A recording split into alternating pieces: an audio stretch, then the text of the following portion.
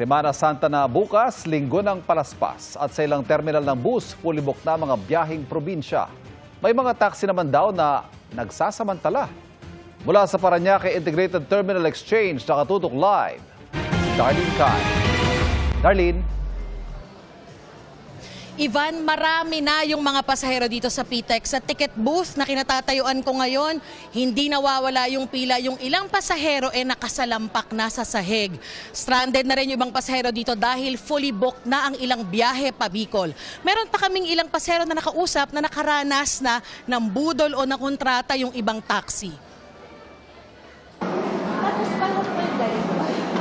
Maagang penitensya ang naranasan ng magkasintahang OFW na sina Grace at Jelly.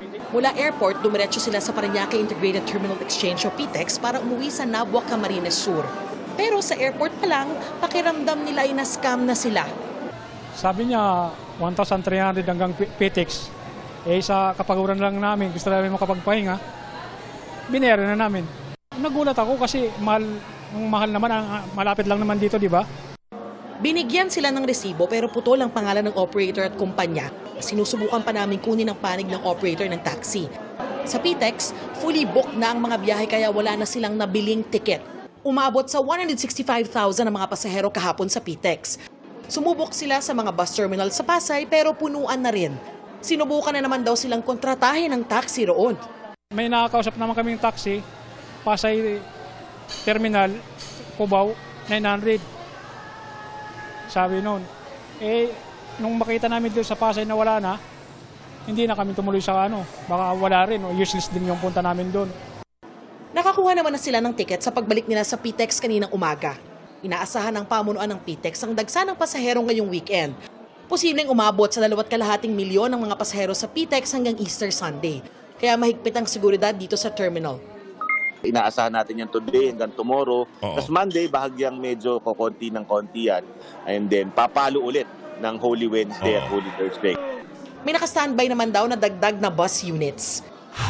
Sa NAIA Terminal 3, hindi pa ganoon karami ang pasahero. Inaasahan ng New NAIA Infrastructure Corporation o NNIC na ngayong Semana Santa ay mas mataas ng 14% ang mga pasahero kumpara noong isang taon. Nakahanda naman daw silang i-accommodate ang aabot sa 157,000 na pasahero kada araw. Maluwag pa rin kanina ang Northport Passenger Terminal.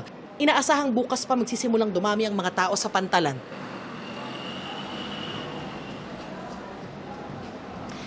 Ivan, iimbestigahan daw ng LTFRB ang naiulat na insidente ng pangongontrata ng ilang taxi. Samantala, sabi naman ng pamunuan ng PTEX sa mga babiyahe po sa Holy Monday o April 16 ay meron ng mga fully booked na mga biyahe pa Tuguegarao at Olongapo. Pero nangako na raw naman po yung ibang bus companies na daragdagan nila yung kanilang mga biyahe para po sa mga stranded na pasahero pa Bicol ngayon at bilang paghahanda na rin sa pagdagsa pa ng mga pasahero sa mga susunod na araw.